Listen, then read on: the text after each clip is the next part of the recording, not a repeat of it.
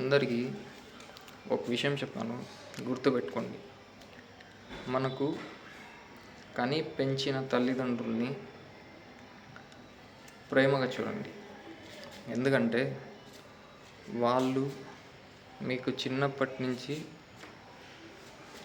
మీ అవసరాలు తీర్చి, మిమ్మల్ని పెద్దవాళ్ళు చేసి, మీకు పెళ్ళిళ్ళు చేసి పంపిస్తారు.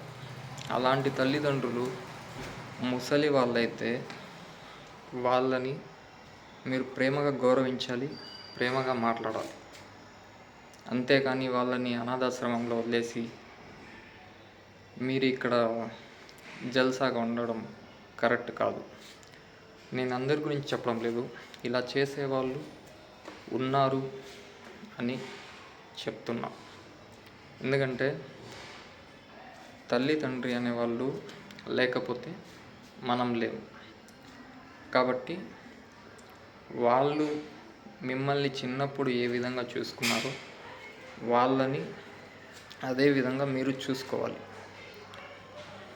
తల్లి అనేది ఒక గొప్ప వరం, తండ్రి అనేది ఒక బాధ్యత.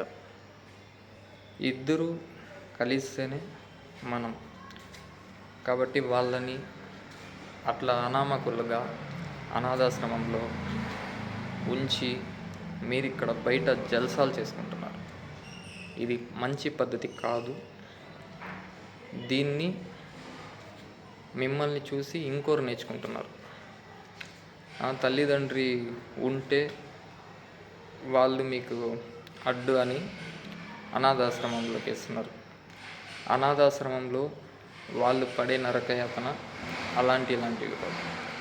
వాళ్ళు పైకి సంతోషంగా ఉండొచ్చు, కానీ లోపల బాధ ఉంటుంది. ఏరా మనం చిన్నప్పటి నుంచి వాడిని ఇంత పెద్దవాడిని చేసాం, ఆమెని ఇంత పెద్దవాడిని చేసాం అని వాళ్ళు లోపల బాధపడతారు. అది మీకెవరికి తెలియదు. కానీ మీరు మీ ఫ్రెండ్స్తో, మీ ఫ్యామిలీతో, మీ రిలేషన్స్తో అంతా బాగుంటారు. ఇది మంచి పద్ధతి కాదు.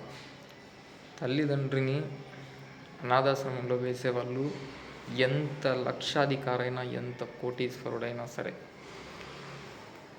వాడు నిరుపేదతోనే సమానం. అదే తల్లిదండ్రిని కంటికి రెప్పలా వాళ్ళని ఇంట్లో పెట్టుకొని ప్రేమగా చూస్తే పేదవాడు కూడా కోటీశ్వరుడే. ఇది గుర్తుపెట్టుకోండి. Good bye.